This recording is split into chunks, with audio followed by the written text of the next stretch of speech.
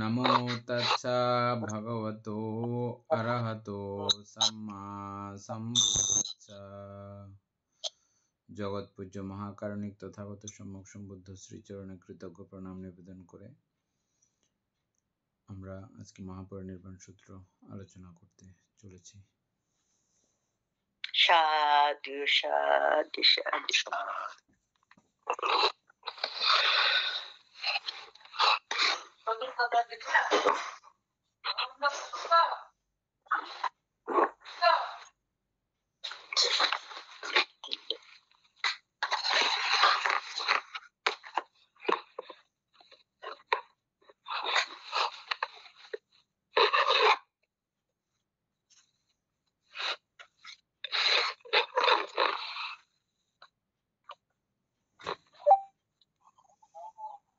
বন্দনা মন্ত্র মঙ্গল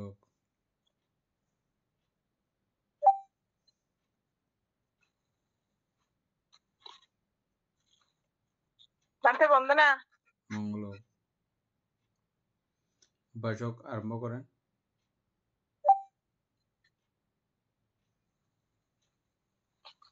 বন্দনা ভান্তে মঙ্গল।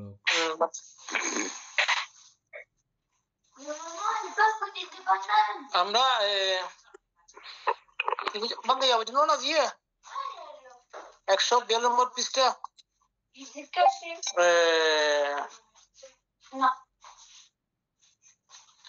অন্তরিক হইতে দিব্য চন্দন চূর্ণ সমূহ পতিত হইতে লাগিল। সেই সময় তথাগতের পূজার জন্য তথাগতের শরীরে অবতীর্ণ হইতেছিল, বিকীর্ণ হইতেছিল, পুনঃ পুনঃ প্রকীর্ণ হইতেছিল। তথাগতের পূজার জন্য অন্তরিকে স্বর্গীয় তুর্যনীনাথ হইতেছিল, নিমিত্ত অন্তরিকে দিব্য সঙ্গীত গীত হইতেছিল। আচ্ছা, আমরা 6 নম্বর পর্ব জানা আজকে।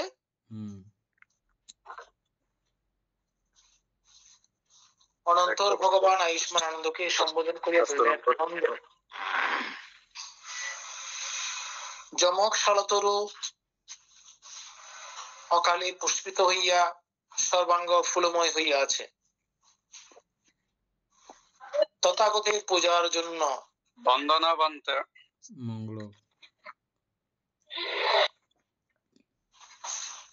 তাহা তথাগতের শরীর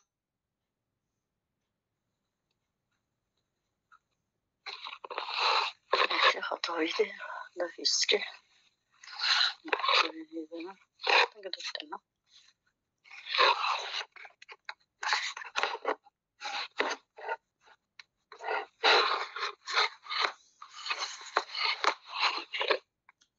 মিউট হয়ে গেছে।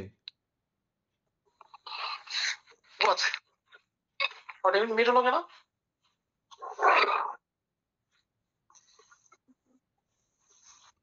অন্তরিক হইতে দিব্য মন্দার পুষ্প সকল পতিত হইতেছে তথাগতের পূজার নিমিত্ত। সেই সমুদয় তথাগতের শরীরে অবতীর্ণ হইতেছে, বৃষ্টির ন্যায় পতিত হইতেছে, পুনঃ পুনঃ প্রকীর্ণ হইতেছে। অন্তরিক হইতে দিব্য চন্দন চূর্ণ সমূহ পতিত হইতেছে, সেই সমুদয় তথাগতের পূজার নিমিত্ত তাহার শরীরে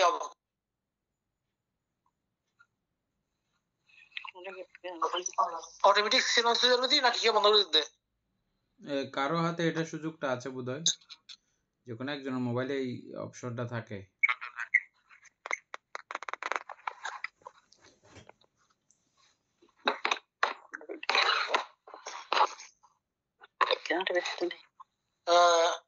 তথাগতের পূজার জন্য অন্তরিকে দিব্য তুর্য সকল বাজিতেছে। তথাগতের পূজা করিয়া দিব্য সঙ্গীত সমূহ অন্তরিককে গীত হইতেছে।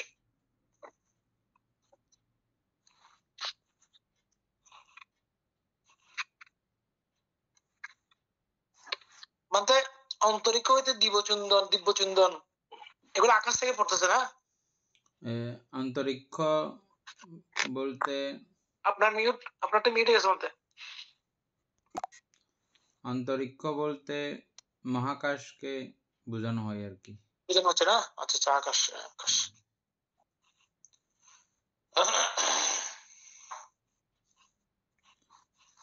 আনন্দ তথাগতের পূজার জন্য এত হইলেও তথাগতের প্রতি যথোপযুক্ত সৎকার করা হয় না।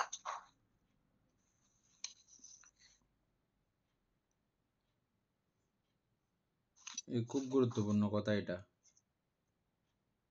তথাগতের পূজার জন্য এত হইলেও তথাগতের প্রতি যথোপযুক্ত সৎকার করা হয় না, তাকে শ্রেষ্ঠ বলিয়া স্বীকার করা হয় না, তার প্রতি উপযুক্ত সম্মান প্রদর্শন করা হয় না, তার পূজা বা আরাধনা করা হয় না। আনন্দ, কোন ভিক্ষু বা ভিক্ষুণী অথবা উপাসক বা উপাসিকা ধর্মানুধর্ম প্রতিপন্ন অনুরূপ প্রতিপন্ন ধর্মাচারী হইয়া বিহার করিলে সেই তথাগতের সৎকার করে, মানে এবং পরম পূজায় পূজা করে ও আরাধনা করে, এইরূপ বলিতে হইবে। অতএব আনন্দ ধর্মানুধর্ম প্রতিপন্ন অনুরূপ প্রতিপন্ন হইয়া ধর্মানুচারী হইয়া বিহার করিব, এইরূপই আনন্দ তোমরা শিক্ষা করিবে। স্পষ্ট মতে বুদ্ধ হয়ে দিয়েছ।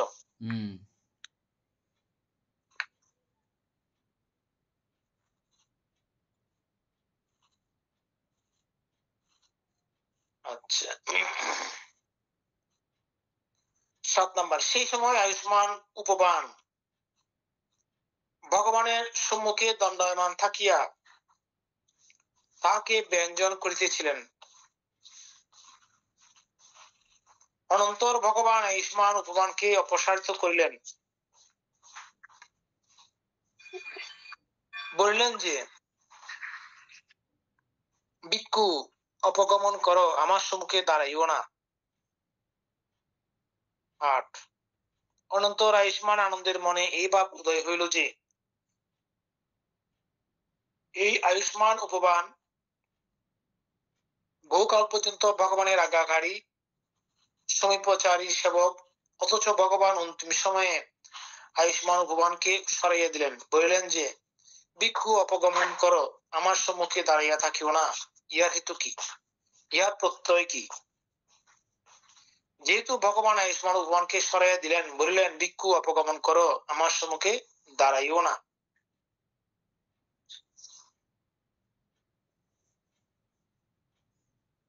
আবার বন্ধ কি ঘটনা বুঝলেন?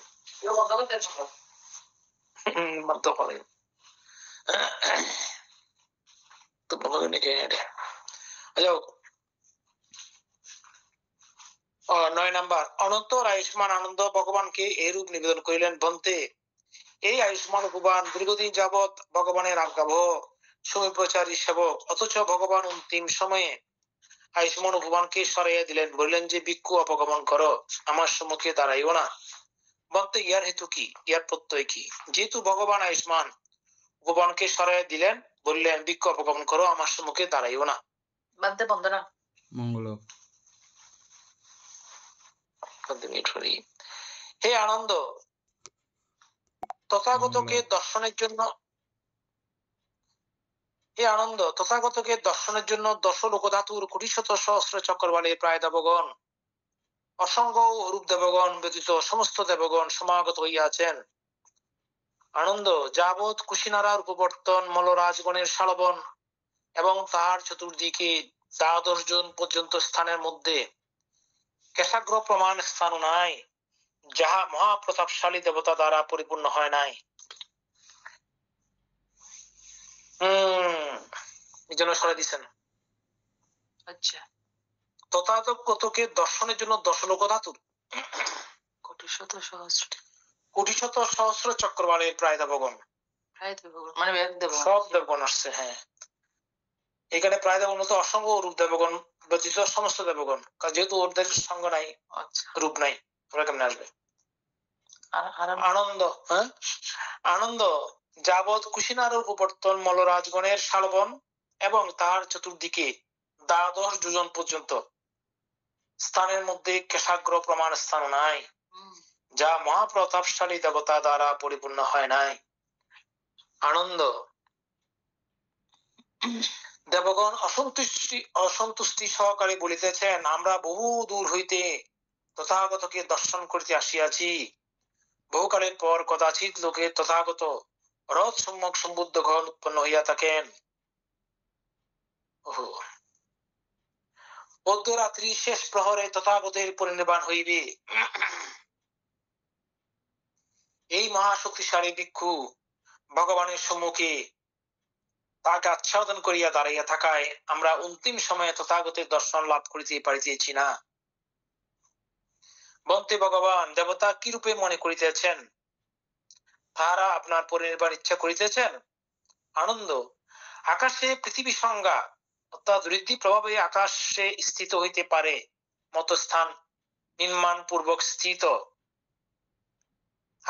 ঋদ্ধি প্রভাবে আকাশে স্থিত হইতে পারে মত স্থান নির্মাণ পূর্বক স্থিত বহু দেবতা আছেন।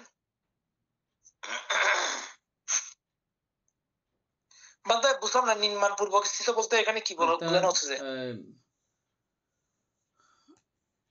আমাদের পৃথিবী তাদের জন্য, আমাদের এখানে যেরকম খালি শূন্য, পৃথিবীও তাদের দেবতাদের জন্য শূন্য, ওখানে তারা চাইলে দাঁড়াইতে পারে না। আচ্ছা, হ্যাঁ হ্যাঁ। পৃথিবীতে দাঁড়াইতে হইলে স্পেশালি শূন্যের মধ্যে যেরকম দাঁড়াইতে হইলে তাদের একটা আস্তরণ বিছিয়ে বসতে হয়, দাঁড়াইতে হয়, ঠিক পৃথিবীতে দাঁড়াইতে হইলেও তাদের এরকম একটা আস্তরণ তৈরি করতে হয় ঋদ্ধি দ্বারা, তারপর দাঁড়াইতে পারে, বসতে পারে, নাইলে পৃথিবীতে তারা মানে প্রবেশ করে যায়। শূন্য তাদের জন্য, দেবতাদের জন্য পৃথিবী শূন্য। আচ্ছা, বহু দেবতা আছেন, তাহারা কেশ আলুলায়িত করিয়া ক্রন্দন করিতেছেন, মাথায় হাত দিয়া রোদন করিতেছেন, চিহ্নবৎ পতিত হইতেছেন, ইতস্তত লুটাইয়া বিলাপ করিতেছেন। অতি শীঘ্র ভগবান পরিনির্বাপিত হইবেন, অতি শীঘ্র সুগত পরিনির্বাপিত হইবেন, অতি সত্বর চক্ষুষ্মান ত্রিলোক হইতে অন্তর্ধান হইবেন। আনন্দ, পৃথিবীতে পৃথিবীর সংজ্ঞা পৃথিবীতে স্থিত হইতে পারে মত ঋদ্ধি প্রভাবে স্থান নির্মাণ পূর্বক স্থিত বহু দেবতা আছেন। সাধারণ মাটিতে দেবগণ স্থিত হইতে পারেন না, জলে মানুষ যেমন স্থিত হইতে পারেন না, সেইরূপ দেবগণ অতি সূক্ষ্ম বলিয়া মাটিতে স্থিত হইতে পারেন না। মাটিতে দাঁড়াইতে হইলে তাহাদিগকে ঋদ্ধি প্রভাবে স্থিত হইতে পারেন মত স্থান নির্মাণ করিতে হয়। আচ্ছা, তারা কেশ আলুলায়িত করিয়া রোদন করিতেছেন, মাথায় হাত দিয়া ক্রন্দন করিতেছেন, চিহ্নবোধ পতিত হইতেছেন, ইতস্তত লুটাইয়া বিলাপ করিতেছেন। অতি শীঘ্র ভগবান পরিনির্বাপিত হইবেন, অতি সত্বর সুগত পরিনির্বাপিত হইবেন, অতি সহসা চক্ষুষ্মান ত্রিলোক হইতে অন্তর্হিত হইবেন। যেই সমুদয় দেবতা বিতরাগ অর্থাৎ অনাগামী অরহত, তারা স্মৃতি ও সম্প্রজ্ঞান ভাবে শোক দমন করত ভাবিতেছেন সংস্কার মাত্রই অনিত্য, তার উন্নতা কিরূপে ঘটিবে। উদয়শীল বন্তু মাত্রেই ধ্বংসমুখী, উদয়শীল বস্তু। আচ্ছা, হ্যাঁ, মানতে বিতরাগ বলতে সবাইকে বোঝানো হবে না, শুধু দুইজনকে, অনাগামী এবং অরহত, মানে রাগহীন। অনাগামীর কাছে রাগ থাকে না, সক্রিয়তাগামীর কাছে রাগ থাকে, তারপরে শ্রোতাপত্তির কাছেও রাগ থাকে, কিন্তু এখানে বলতে রাগ বলতে লোভকে বলতেছে না? হ্যাঁ, লোভ, কামনা আর কি। অনাগামী লাভ করলে কামনা প্রহীন হয়, সেজন্য বিতরাগ। বিতরাগ মানে রাগ একেবারে সমূলে ধ্বংস হয়ে গেছে এরকম। শুকে যাওয়ার পরে একটা পুরোপুরি জায়গা চলে যায় আর কি। ওই যে দুইটা থেকে হাফ হাফ ওদের থেকে আশ্রয় নেওয়ার পরে ওই যে সমূলে ধ্বংস হয়ে যায়।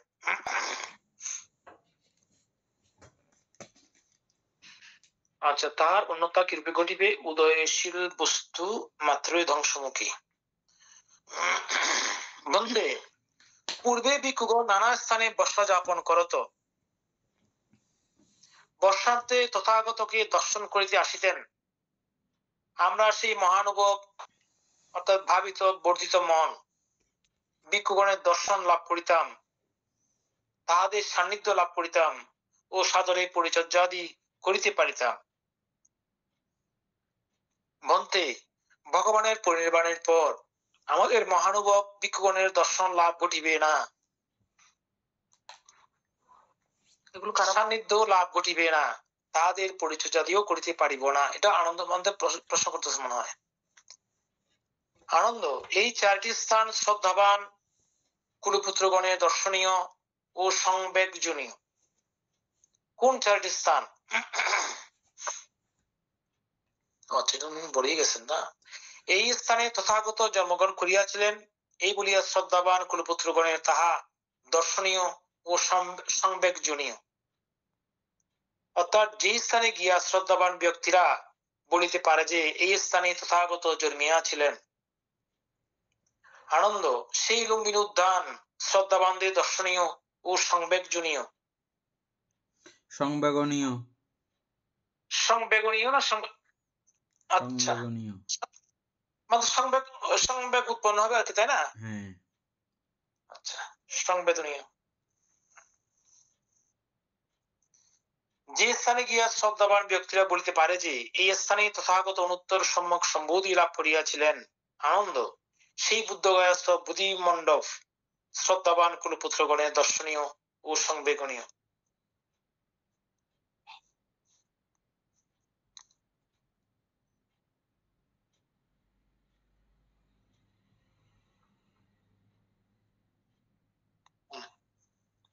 আর কই 168 নম্বর পাতায় কিছু নাই? পরিচ্ছন্ন মিল আছে না? আচ্ছা, 19। যে স্থানে গিয়া বলিতে পারে যে এখানে তথাগত অনুত্তর ধর্মচক্র প্রবর্তন করিয়াছিলেন, সেই ঋষিপতন বিগদায় বর্তমান নাম সারনাথ স্থান শ্রদ্ধাবান কুলপুত্রগণের দর্শনীয় ও সংবেদনীয়। যেখানে গিয়া বলিতে পারা যায় যে এই স্থানে তথাগত অনুপাধি শেষ নির্বাণ লাভ করিয়াছেন, সেই কুশিনারার উপবর্তন মলরাজ আদির শালবন স্থান শ্রদ্ধাবান কুলপুত্রগণের দর্শনীয় ও সংবেদনীয়। আনন্দ এই 4টি স্থান শ্রদ্ধাবানদের দর্শনীয় ও সংবেদনীয় স্থান। আনন্দ এই স্থানে তথাগত জন্মিয়াছিলেন, এই স্থানে তথাগত অনুত্তর সম্মুখ সম্বোধি লাভ করিয়াছিলেন, এই স্থানে তথাগত অনুত্তর ধর্মচক্র প্রবর্তন করিয়াছিলেন বলিয়া এবং এই স্থানে তথাগত অনুপাধি শেষ নির্বাণ ধাতুতে পরিনির্বাপিত হইয়াছিলেন বলিয়া শ্রদ্ধাবান ভিক্ষু ভিক্ষুণী এবং উপাসক উপাসিকাগণ আগমন করিবে। 22 আনন্দ যাহারা এই সকল পুণ্যক্ষেত্র ভ্রমণ কালে প্রসন্ন চিত্তে মৃত্যু মুখে পতিত হইবে, তারা সকলেই কায় বেদ মরণের পর সুগতি স্বর্গলোকে উৎপন্ন হইবে। বলতে আমরা মাতৃগ্রাম মায়ের জাতির অর্থাৎ স্ত্রী জাতির সহিত কিরূপ ব্যবহার করিব? আনন্দ অদর্শন অর্থাৎ কর্তব্য। বলতে দর্শন হইলে কিরূপ ব্যবহার করা উচিত? আচ্ছা, না, বলতে আমরা মাতৃগ্রাম মায়ের জাতির অর্থাৎ স্ত্রী জাতির সহিত কিরূপ ব্যবহার করিব? আনন্দ অদর্শন মানে দর্শন না করা, সেটা বলা হচ্ছে না কর্তব্য। প্রথম হচ্ছে যে দর্শন না হইতে পারলে বেশি ভালো, তারপর দর্শন হইলেও তারপরে কি করতে হবে এটা কর্তব্য আছে, পরে দেখেন। বলতে দর্শন হইলে কিরূপ ব্যবহার করা উচিত? আনন্দ অনালাপ। দেখা হইলেও কথা না বলা। কথা না বলা, হ্যাঁ। বলতে তার আলাপ করিলে কিরূপ ব্যবহার করতে হইবে? আনন্দ স্মৃতি উপস্থিত রাখা কর্তব্য, অর্থাৎ স্বীয় মাতা ভগ্নী বা কন্যা বলিয়া চিত্ত উৎপাদন করা কর্তব্য। মানে বুদ্ধ কিভাবে আমরা, আচ্ছা যা হোক। 24 বলতে আমরা তথাগতের দেহ পূজা সৎকার কিরূপে করিব? আনন্দ তথাগতের দেহ পূজার সৎকারের জন্য তোমরা ব্যস্ত হইও না। আনন্দ অরহত লাভের জন্য তোমরা চেষ্টা করো, অরহত লাভের জন্য দৃঢ়নিষ্ঠ হও, নির্বাণের জন্য প্রমত্ত বীর্যবান এবং তদ্গত চিত্ত হইয়া বিহরণ করো। হে আনন্দ বিজ্ঞ ক্ষত্রিয় ব্রাহ্মণ গৃহপতিগণ তথাগতের প্রতি অভিপ্রসন্ন আছে, তাহারা তথাগতের শরীর পূজা করিবে। বিজ্ঞ ক্ষত্রিয় ব্রাহ্মণ গৃহপতিগণ তথাগতের প্রতি অভিপ্রসন্ন আছে, তাহারা তথাগতের শরীর পূজা করিবে। এগুলোর অর্থ কি? অর্থাৎ ভিক্ষুদের জন্য এটা না, এটা হচ্ছে সাধারণ গৃহীরা যারা আছে তারা তথাগতের দেহকে পূজা করে, দেহধাতুকে পূজা করে, হ্যাঁ, পুণ্য অর্জন করবেন, ওইভাবে বলছেন আর কি। আচ্ছা ভিক্ষুদের জন্য 25 মানে বল। প্রযোজ্য না আর কি বিষয়টা। হ্যাঁ হ্যাঁ বলতে ঠিক। ভিক্ষুদের জন্য যে তোমরা অরহৎ হওয়ার জন্য প্রযত্ন করো। 25 নাম্বার বলতে তথাগতের শরীর পূজা কি রূপে সম্পাদন করা কর্তব্য? আনন্দ, রাজ চক্রবর্তীর দেহকে যেরূপ করা হয় তথাগতের শরীরকেও সেরূপ করা কর্তব্য। বলতে রাজ চক্রবর্তীর দেহকে কিরূপ করা হয়? 26 আনন্দ, রাজ চক্রবর্তীর দেহ প্রথম শুরু নতুন বস্ত্র দ্বারা পরিবেষ্টন করে, নতুন সরু বস্ত্র দ্বারা বেষ্টন করো, ততপর সুদূরিত কার্পাস দ্বারা বেষ্টন করিয়া পুনঃ নতুন শুষ্ক বস্ত্র দ্বারা বেষ্টন করে। এইরূপে 500 যুগ্মবার উভয় বস্ত্র দ্বারা বেষ্টন করে। তবে এগুলো খুব পাতলা কাপড়, অতীব পাতলা কাপড়, মানে 500 বার বেড়াইলেও এগুলো অতটাই ইয়ে হবে না, মানে বিষম মোটা হয়ে যাবে না। আচ্ছা তৎকালীন খুব সূক্ষ্ম কাপড় ছিল যে, এটার প্রমাণ আমরা পাচ্ছি বিভিন্ন ভাবে। হ্যাঁ বান্তে তৎপর স্বর্ণময় তৈল দ্বারা তা স্থাপন করত, অপর স্বর্ণময় আধার দ্বারা তাহা আবৃত করে এবং সকল জাতীয় সুগন্ধ সামগ্রী দ্বারা চিতা রচনা করত। স্বর্ণময় তৈল বুঝছেন? বান্তে স্বর্ণময় তৈল, স্বর্ণময় তৈল গুলো কি এমনি তৈলের নাম দিছে নাকি এরকম? না, অর্থাৎ স্বর্ণকে একদম পাউডার মিকি করে তেলের সঙ্গে মিক্স।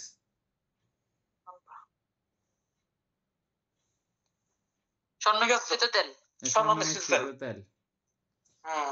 এটা রাজ চক্রবর্তী দেহকে করতে বলছে, এরকম ভাবে করতে বলছে বুদ্ধকে, এরকম ভাবে করে করে রাজ চক্রবর্তীকে। হ্যাঁ ও, এবং তথাগত সম্যক সম্বুদ্ধেরটাও এরকমটা এভাবে করা উচিত। সুগন্ধি সামগ্রী দ্বারা চিতা রচনা করত, রাজ চক্রবর্তীর মৃতদেহ দগ্ধ করা হয়।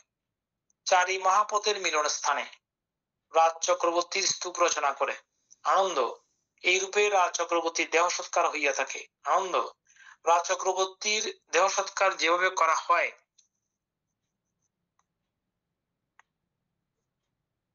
তথাগতের শরীর সৎকারও সেরূপ ভাবে করা কর্তব্য। 4 মহাপথের মিলন স্থানে তথাগতের স্তূপ রচনা করা বিধেয়। যাহারা সেই স্তূপে মালা সুগন্ধি বা সুগন্ধি চূর্ণ অর্পণ করিবে বা অভিবাদন করিবে বা দর্শনে চিত্ত প্রসন্ন করিবে, সেই কার্য তাহাদিগের বহুকালের জন্য হিতকর ও সুখকর হইবে। আচ্ছা, এই উপবার্মান্তের কথাটা তো ইয়া বুঝছেন পুরা না? কি জন্য দেখতেছেন না দেবতারা? হ্যাঁ বান্তে এটা দেখছি, বুঝছি তো বান্তে।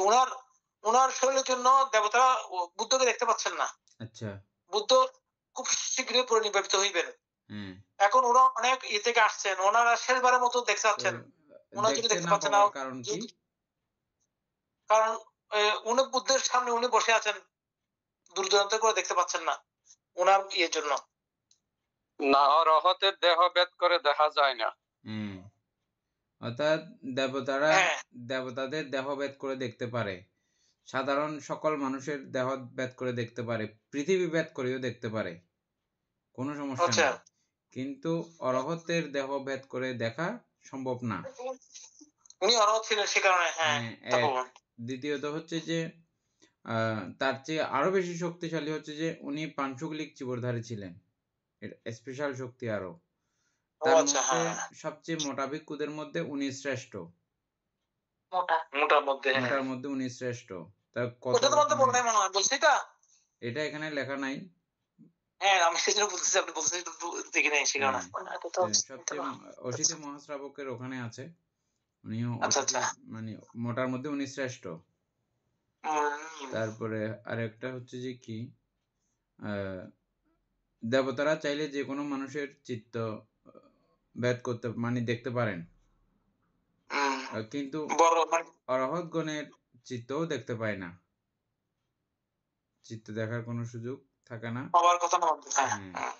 তারপরে এই কারণে দেবতারা দেখছিলেন না। না হলে এখানে একটা সুইচ পরিমাণ জায়গা নাই বলতে শুধু এক সাইডে না, মানে পুরো এরিয়া ব্যাপী না, এটা উপরে নিচে সহ পুরো জায়গাটা হ্যাঁ, তত রাখার 8 জন জন্য 12 জন কোনো বলছে জায়গা বলতে, নাই। হ্যাঁ, তাহলে এত কিছু 8 ভেদ জন করে 12 জন বলছে। দেখতে পাচ্ছে, কিন্তু ওই ভিক্ষুকে ভেদ করে দেখতে পাচ্ছে না। হ্যাঁ, সেই জন্য সামনে থেকে সরে যেতে বলছেন।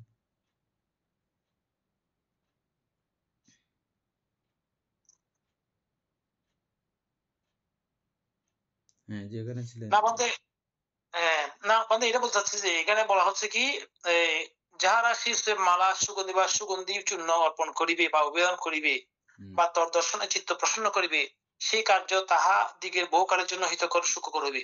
এই দুইটা লাইন মধ্যে খুব প্রচলিত আছে আমাদের মধ্যে, সেটা বলতে চাচ্ছি আর কি। কোন ওহ, দুইটা? এই দুইটা লাইনে বেশি মানুষ মানে বান্তারা বলেন আর কি, এগুলো করার জন্য। হ্যাঁ, হ্যাঁ, না, এটা বহুকাল সুখের এবং হিতের কারণ হবে, এটা যেমন ঠিক আছে, কিন্তু এটা বলার পূর্বে প্রথম কথায় বুদ্ধ কি বলেছেন, এটা না সেটা তো, হ্যাঁ হ্যাঁ, হ্যাঁ, এটা বলে দিয়ে পরবর্তীতে এটা এগুলো বলতেছে আর কি, এগুলো হ্যাঁ, বলতেছেন আর কি। মানে স্টেপ বাই স্টেপ বানতে বলতেছে আর কি, হ্যাঁ। হ্যাঁ, দীর্ঘকাল হিত সুখের কারণ হবে, কিভাবে হবে এখন তো আপনারা খুব ভালো করে বুঝতে পারতেছেন। একটা পুণ্যকর্ম হ্যাঁ, মানুষকে ক্রমান্বয়ে কোথায় নিয়ে চলে যেতে পারে। হ্যাঁ, বিশাখার একটা সামান্য প্রশ্ন একটা হচ্ছে। পাপস দান করছিল যে বিশাখা অতীত জন্মে, হ্যাঁ, হ্যাঁ, একটা সামান্য পাপস দান করার পুণ্য শক্তি এবং আরো অন্যান্য পুণ্য শক্তি মিলে বিশাখাত্ব লাভ, মহাপাশিকত্ব লাভ করেছে। হ্যাঁ, হ্যাঁ, তাহলে ছোটখাটো পুণ্যগুলোও মানুষকে মানে যদি ইন্ধন পায় ঠিকঠাক মতো, আগুন যেমন ইন্ধন পাইলে পুরো জগৎ সংসার শেষ করে দিতে পারে, ঠিক ছোটখাটো পুণ্য যদি সাপোর্ট পায়, সাহায্যকারী পায়, তো বিশাল ব্যাপক হয়ে যেতে পারে।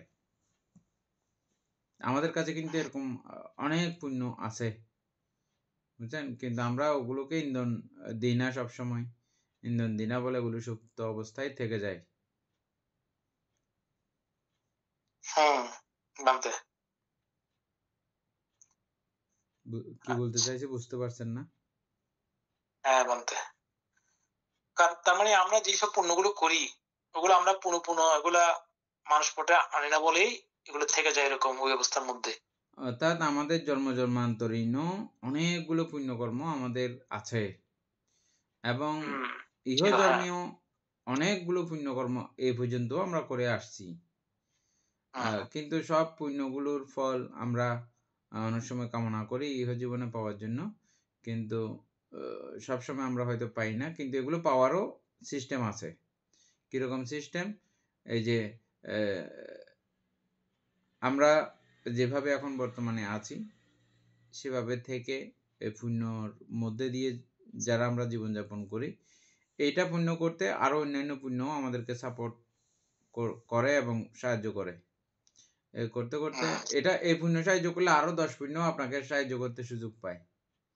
এভাবে করতে করতে মানুষ একটা মানে শক্তিশালী হয়ে যায়, পুণ্যবান হয়ে যায়, বুঝছেন। আর এগুলো অনেক সময় হইলেও আবার আমাদের আরেকটা ব্যাপার আছে, যেমন যে চিত্ত নিয়ে আপনি জন্মগ্রহণ করেছেন, ওই চিত্তটা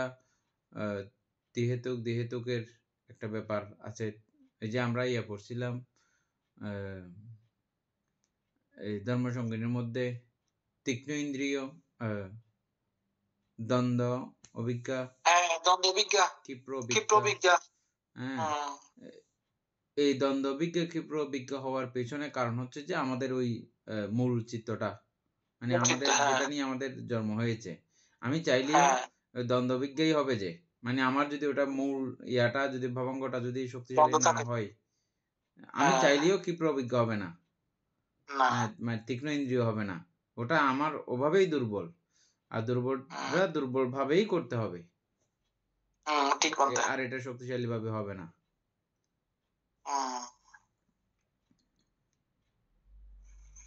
আচ্ছা, 27 নম্বর, আনন্দ। এই চারি ব্যক্তি স্তূপযোগ্য। কোন চারি ব্যক্তি? তথাগত অরহৎ সম্মুখ সম্বুদ্ধ স্তূপযোগ্য, প্রত্যেক সম্বুদ্ধ স্তূপযোগ্য, তথাগতের শ্রাবক অর্থাৎ শ্রোতাপন্ন সুকৃতগামী অনাগামী অরহৎ স্তূপযোগ্য, রাজ চক্রবর্তী স্তূপযোগ্য। আচ্ছা, ইয়ে বানাইছে মৃত্যুর পরে হুম, হ্যাঁ, চৈত্য চৈত্য চৈত্য চৈত্য 4 কি? জনের জন্য উপযুক্ত। হুম, সম্যক সম্বুদ্ধ, পাচক বুদ্ধ, শ্রাবক বুদ্ধ, এই 3। আর পৃথক জনের মধ্যে একজনে শুধু পায়, রাজ চক্রবর্তী, হ্যাঁ, রাজ চক্রবর্তী। নরমাল কোনো রাজার জন্য চৈত্য বানানো নয়। বিধিও নয়।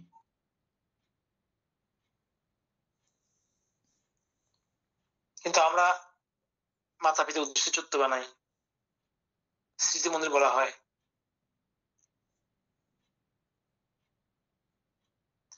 আচ্ছা, 28 নাম্বার, আনন্দ কোন কারণে তথাগত অরহত সম্যক সম্বুদ্ধ স্তূপযোগ্য? আচ্ছা, এগুলো ব্যাখ্যা আছে মানে।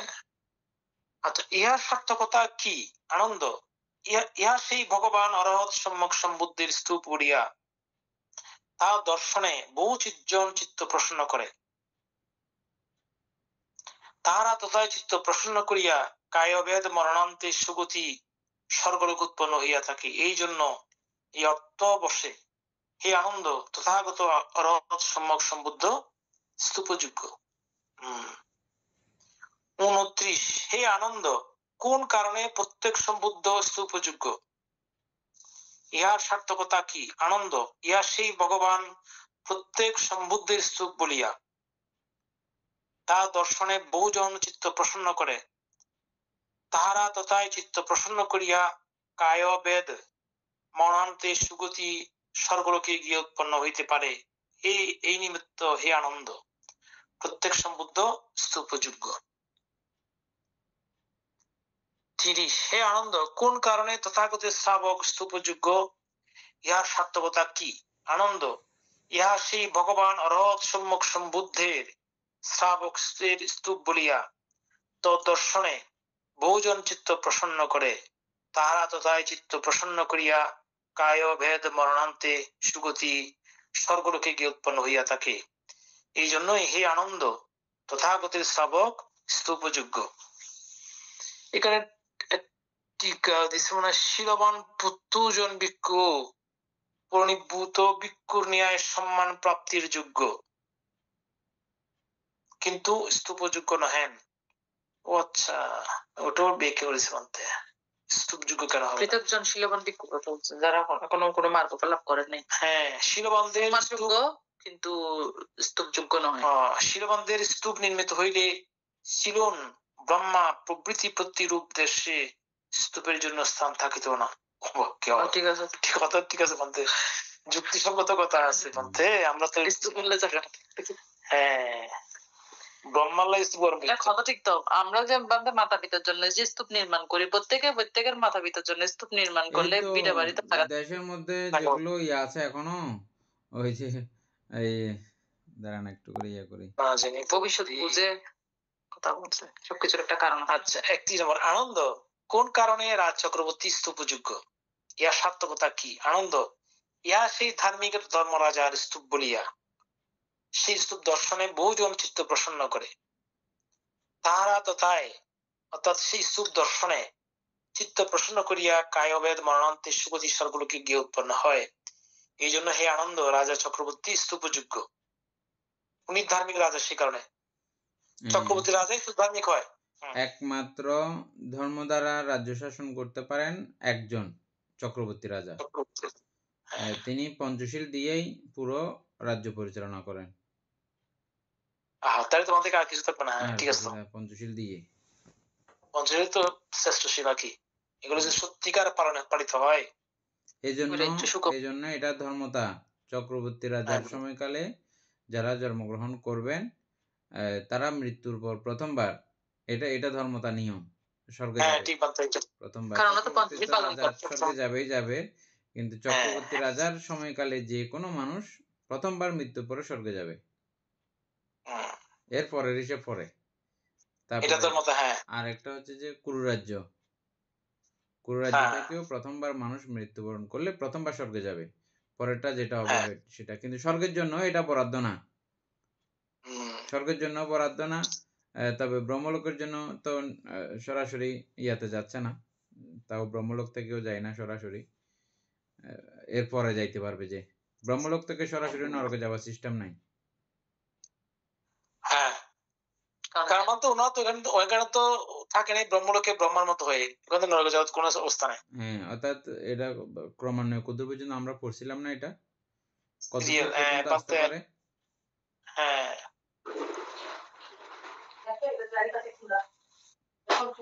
আনন্দ এই চারি ব্যক্তি চারি শ্রেণীর লোক স্তূপযোগ্য। এখানে একটা টিকে বলছে কি রাজা চক্রবর্তী পৃথিবীর মধ্যে এককালে একজন মাত্র হইয়া থাকেন বলিয়া তিনি কামভোগী হইলেও স্তূপযোগ্য বলিয়া নির্দেশ দিতেছেন। ও আচ্ছা, হ্যাঁ আচ্ছা 32। অতঃপর আয়ুষ্মান আনন্দ বিহারে, এখানে বিহারে স্থলে ভিক্ষুদের বৈঠক করা মন্ডল মাল কি উপস্থিত উপরোক্ত বিষয়সমূহ বিবৃত হইলে ইভেন নো হয়তো ক্রসিং আছে। ভিক্ষুদের বৈঠকখানায় প্রবেশ করিয়া দ্বার বাহ প্রান্ত স্থিত অর্গল সদৃশ বৃক্ষ অবলম্বন করত দাঁড়াইয়া রোদন করিতে লাগিলেন। অর্থাৎ উপরোক্ত বিষয়সমূহ বিবৃত হইলে আয়ুষ্মানন্দ বুঝিলেন যে বুদ্ধ ভগবান নিশ্চয়ই পরিনির্বাপিত হইবেন। তখন শোক বেগ সম্বরণ করিতে না পারিয়া ভগবানের সম্মুখে উঠিয়া গিয়া রোদন করিতে লাগিলেন আনন্দ মানতে। আমি এখনো শেখ শিক্ষার্থী সকরণীয় সকাম ভাবে রহিয়াছি, যিনি আমার প্রতি অনুকম্পাশীল আমার সেই শাস্তার উপর নির্বাণ হইবে। আচ্ছা আনন্দ মাথায় উঠে গিয়ে প্রবেশ মানে এক পাশে গিয়ে কান্না করছে, এটা বোঝানো হয়েছে আর কি। অনন্তর ভগবান ভিক্ষুগণকে সম্বোধন করিয়া জিজ্ঞাসা করিলেন, ভিক্ষুগণ আনন্দ কোথায়? ভিক্ষুদের মধ্যে প্রত্যুত্তর হইল এই পন্থে, আয়ুষ্মান আনন্দ মন্ডল মালে ভিক্ষুদের বৈঠকখানায় প্রবেশ করিয়া দ্বারবাহ প্রান্ত স্থিত অর্গল সদৃশ বৃক্ষ অবলম্বন করত দাঁড়াইয়া রোদন করিতেছেন। আমি এখনো শেখ সকরণীয় ভাবে রহিয়াছি, যিনি আমার প্রতি অনুকম্পাশীল আমার সেই শাস্তারও পরিনির্বাণ হইবে। 34। অতঃপর ভগবান জনৈক ভিক্ষুকে ডাকে বলিলেন, ভিক্ষু তুমি এদিকে এসো, আমার বাক্যে আনন্দকে আহ্বান করো, গিয়া বলো, বন্ধু আনন্দ শাস্তা আপনাকে আহ্বান করিতেছেন। সাধু বান্তে বলিয়া সেই ভিক্ষু ভগবানের আদেশে সম্মতি প্রকাশ করত। আয়ুষ্মান আনন্দের নিকট গিয়া বলিলেন, বন্ধু আনন্দ শাস্তা আপনাকে আহ্বান করিতেছেন। সাধু বন্ধু বলিয়া আয়ুষ্মান আনন্দ সেই ভিক্ষুর বাক্যে সম্মতি প্রকাশ করিয়া ভগবত সমীপে সমুপস্থিত হইলেন এবং ভগবানকে অভিবাদন করত এক পার্শ্বে উপবেশন করিলেন। 35। এক পার্শ্বে উপবিষ্ট আয়ুষ্মান আনন্দকে ভগবান এইরূপ বলিলেন, অনর্থক আনন্দ শোক করিও না, বিলাপ করিও না। আনন্দ এরূপ কি আমার কর্তৃক পূর্বেই বলা হয় নাই যে সকল প্রিয় আদরণীয় জন হইতে বিনা ভাব নানা ভাব অন্যতা ভাব অর্থাৎ পৃথক হইতে হইবে। বিনা ভাব নানা ভাব অন্যথা ভাব পৃথক হইতে হইবে। মাতা পিতা প্রভৃতি সুহৃদ জন হইতে পৃথক হইতে হইবে। মরণে তাহাদের সহিত পরিত্যক্ত সম্পর্ক হইতেই হইবে। ভবান্তরে জন্মগ্রহণ করিয়া অন্যতা ভাব অর্থাৎ বিরুদ্ধ সম্পর্ক যুক্ত হইতেই হইবে। আনন্দ সেহেতু এখানে আপনার এখন বর্তমানে এভাবে আছেন যে হ্যাঁ মৃত্যুর পরে আবার বিরুদ্ধ সম্পর্ক যুক্ত। বিরুদ্ধ সম্পর্ক যুক্ত বলতে কি, যেটা আপনার পছন্দ না অপছন্দ নেই ওরকম জায়গাতে গিয়েও আপনি জন্ম হয়ে যেতে পারেন। হ্যাঁ হতে পারে বিরুদ্ধ সম্পর্ক যুক্ত।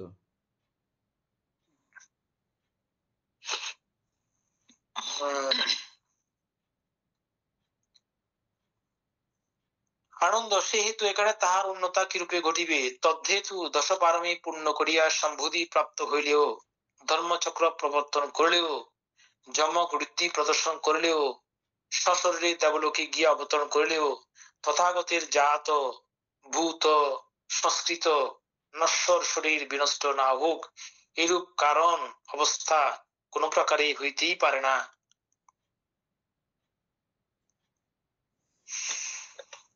হে আনন্দ, তুমি দীর্ঘকাল তথাগতের হিতাকাঙ্ক্ষী হইয়া পৃথিবীর সহিত সম্মুখে ও পরোক্ষ দ্বিধা না করিয়া অপ্রমাণ মৈত্রী চিত্তে অপ্রমাণ কায়িক পরিচর্যা করিয়াছ, বাচনিক পরিচর্যা করিয়াছ, মানসিক পরিচর্যা করিয়াছ, অতি প্রত্যুষে উঠিয়া যাবতীয় কার্য সম্পাদন করত, নির্জনে বসিয়া শাস্তা অরোগ হন, অব্যাপদ হন, সুখী হন ইত্যাদি ভাবনা করিয়াছ।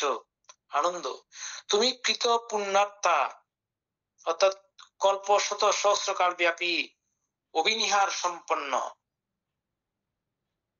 তীব্র সাধন কর, অচিরেই অনাশ্রব রত হইবে। তুমি কৃত পুণ্যাত্মা, কল্প শত সহস্রকাল ব্যাপী অবিনিহার সম্পন্ন। সুন্দর শব্দ না? আচ্ছা, হইবে। মাদৃশ্য বুদ্ধের পরিচর্যা নিষ্ফল হইবে না।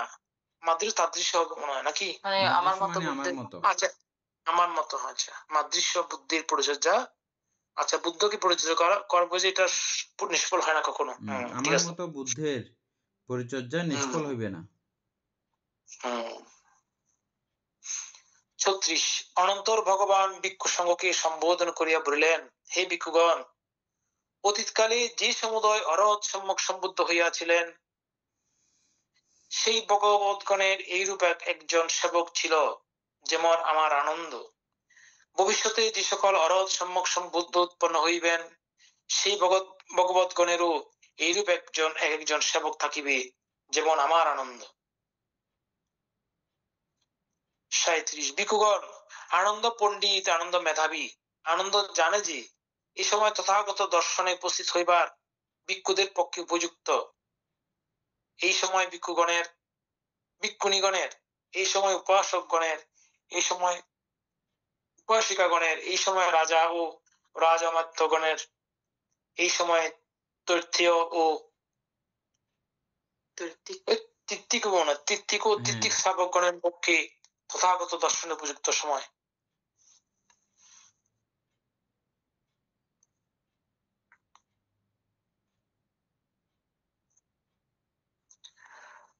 আটত্রিশ ভিক্ষুগণ, আনন্দের এই চারটি আশ্চর্য অদ্ভুত গুণ আছে।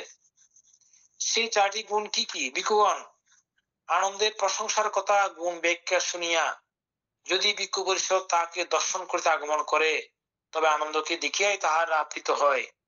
তত্র যদি আনন্দ ধর্ম ভাষণ, একটা টিকা।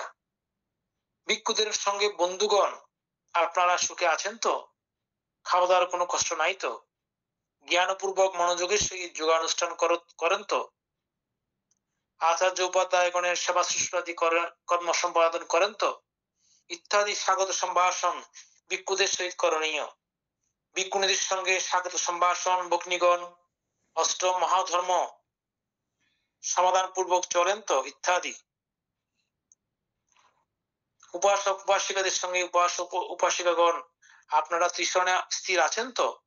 নিয়ত পঞ্চশীল প্রতিপালন করেন তো? ইত্যাদি জিজ্ঞাসা করায় ভিক্ষুদের কর্তব্য। ভালো আছেন তো? পুত্রকন্যা কেমন আছেন? এইরূপ সম্ভাষণ দায়িকার সহিত ভিক্ষুর করা উচিত নহে। মানে কেমন আছেন উপাসক উপাসিকাকে এরকম জিজ্ঞেস করতে পারে না, নিয়ম নাই। আর যদি দেখা হয় প্রথম দেখা হলে তো তিনি দায়িকা না, দায়িকা লিখছে তো এখানে। প্রথম দেখা হলে তো কথাবার্তা বলবে আর কি, অন্যান্য ধর্ম প্রসঙ্গে কথাবার্তা বলবেন। পরবর্তীতে আমরা এমনি দায়িকাকে দেখলে বলি না কেমন আছেন, এটা সিস্টেম নাই। সিস্টেম হচ্ছে যে আমার সঙ্গে আপনার সঙ্গে পূর্বে আলাপ আলোচনা হয়েছে, আমি আপনাকে স্মরণশীলে প্রতিষ্ঠিত করেছিলাম। এটা ভিক্ষুদের কাজ, প্রথমবার দেখা হইলে স্মরণশীলে প্রতিষ্ঠিত করা, বুঝিয়ে। তারপর এখানে লিখিত এখানে বলছে উপাসক উপাসিকার সঙ্গে কিভাবে বলবেন? উপাসক উপাসিকাগণ, আপনারা ত্রিশরণে স্থির আছেন তো? স্থিত আছেন তো? নিয়ত পঞ্চশীল প্রতিপালন করেন তো? ইত্যাদি জিজ্ঞাসা করাই হচ্ছে ভিক্ষুদের কর্তব্য। এটাই হচ্ছে কাজ। ভালো আছেন তো, পূর্বপুত্রকন্যা কেমন আছে, এইরূপ সম্ভাগ এগুলা বলতে না করছেন।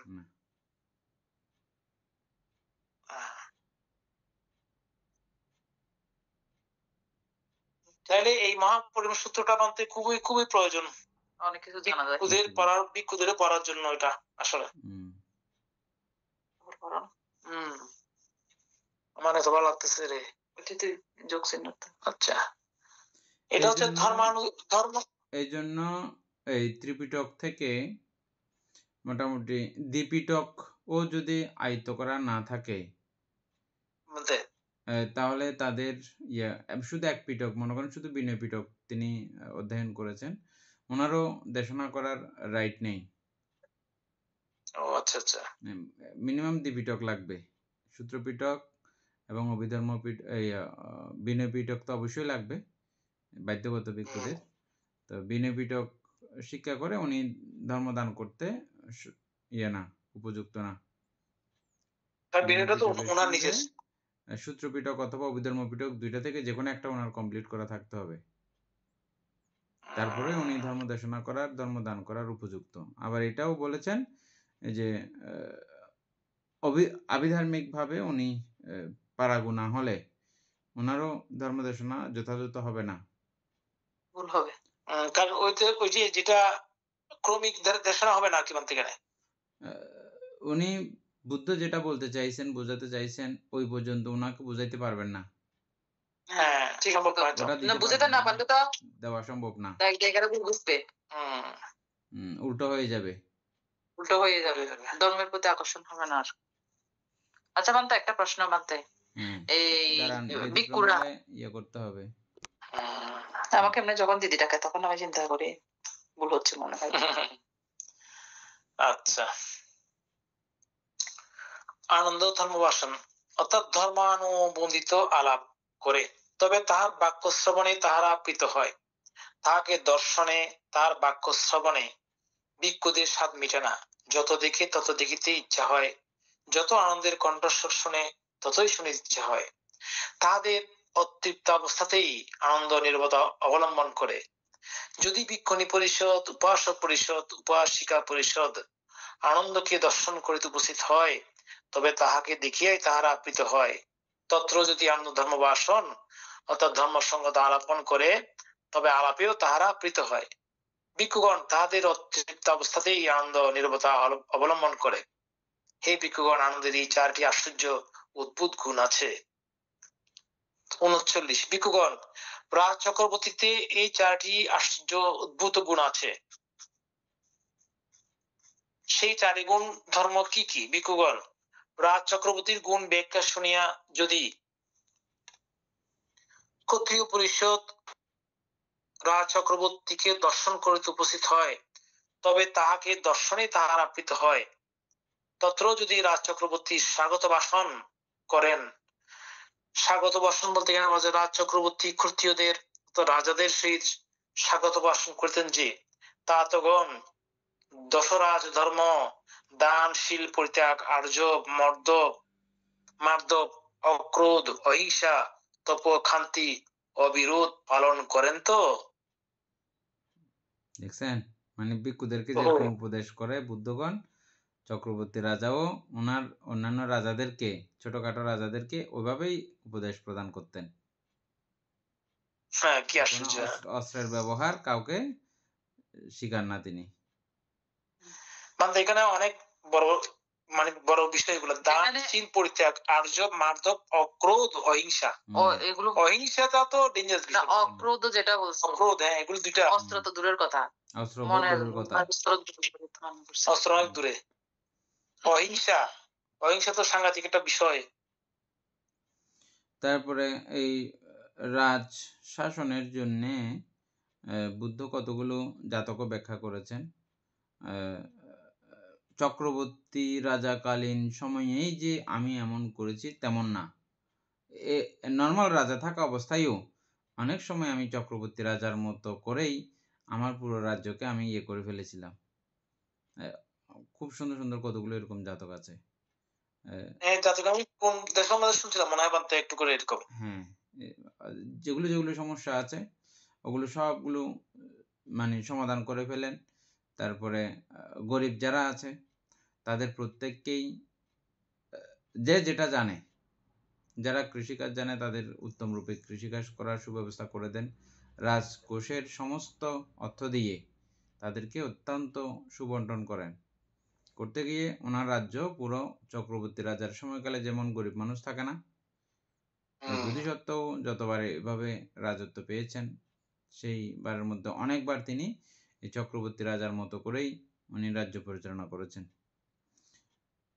এটা আমাদের বর্তমানেও এটা শিখা উচিত। শুধু রাজারা করবে এমন না, আমাদেরও পরিষদ থাকে।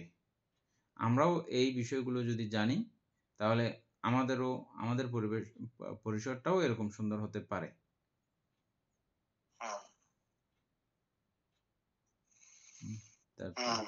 আচ্ছা, পালন করেন তো?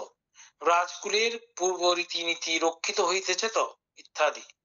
ব্রাহ্মণদের সঙ্গে আচার্যগণ আপনারা ভালো মতে মন্ত্র শিক্ষা দিতেছেন তো? শিষ্যরা উৎসাহ সহকারে মন্ত্র শিক্ষা করতেছেন তো ইত্যাদি। গৃহপতিদের সঙ্গে তাতগণ তোমরা দণ্ড ব্যাট কর আচ্ছা দণ্ড ব্যাট কর প্রভৃতিতে রাজার দ্বারা উৎপীড়িত হইতেছে না তো? ও আচ্ছা, কাল উপযোগী বৃষ্টি বর্ষিত হইতো হয়তো। চক্রবর্তী রাজাদের কিন্তু এই করভেট এগুলো নাই সিস্টেম নাই। হ্যাঁ, বুঝছেন? এই করভেট হচ্ছে যে অন্যান্য রাজারা, মানে ওই রাজাদেরকে তো করভেট দিতে হয়, ওগুলো দ্বারা আবার কোনো নিপীড়িত হইতেছ কিনা, মানে ও ভ্যাট দেবে, কিন্তু ভ্যাট দেওয়ার আগে, কর দেওয়ার আগে ওকে করের জন্য সুব্যবস্থা করে দিতে হবে।